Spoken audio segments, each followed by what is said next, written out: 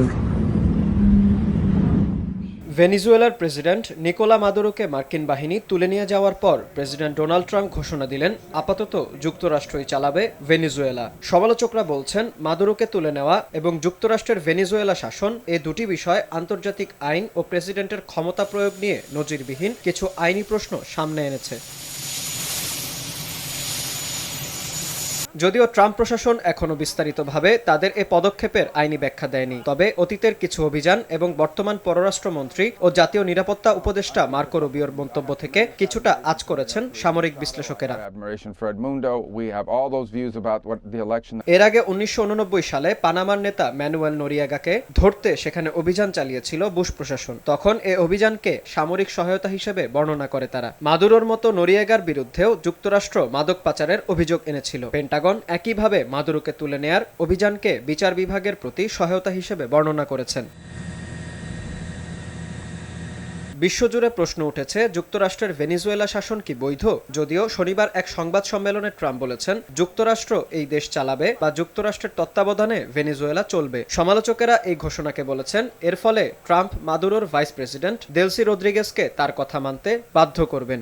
Venezuela চালাতে মার্কিন সেনা মোতায়েন করা হবে কিনা এ প্রশ্নের জবাবে ট্রাম্প বলেন সেখানকার ভাইস প্রেসিডেন্ট যুক্তরাষ্ট্রের কথা মানলে সেরকম কিছুই করা হবে না। শিয়া বাটার ও ভিটামিন ই সমৃদ্ধ লিলি বিউটি সোপ, তারুণ্যময় উজ্জ্বল ত্বকের জন্য। রিমার্ক। তবে ট্রাম্প সাংবাদিকদের এও বলেছেন দেশের তেলের স্বার্থে সেখানে সরাসরি সৈন্য পাঠাতে হলে তিনি তাতে মোটেই ভীত নন। বিশ্লেষকরা বলছেন দেলসি রদ্রিগেজ যদি ট্রাম্পের কথা মানতে অস্বীকার করেন তবে তিনি কিভাবে দেশটি চালাবেন ট্রাম্প এর কোনো আইনি ভিত্তি বা ব্যাখ্যা দেননি।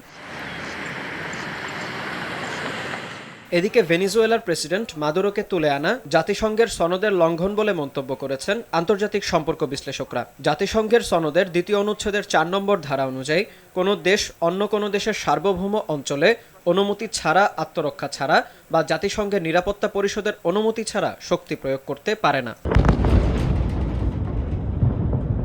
এছাড়া প্রশ্ন উঠেছে মার্কিন আইনে জাতিসংঘের এ নিষেধাজ্ঞার কি কোনো গুরুত্ব আছে? সামরিক বিশ্লেষকেরা বিষয়টিকে বেশ জটিল বলেই মন্তব্য করেছেন। বরং স্বাক্ষরিত চুক্তিগুলোকে দেশের সর্বোচ্চ আইন হিসেবে গণ্য করে মার্কিন সংবিধান এবং প্রেসিডেন্টের ওপর দায়িত্ব দেয় যেন আইনগুলো সঠিকভাবে পালন করা হয়।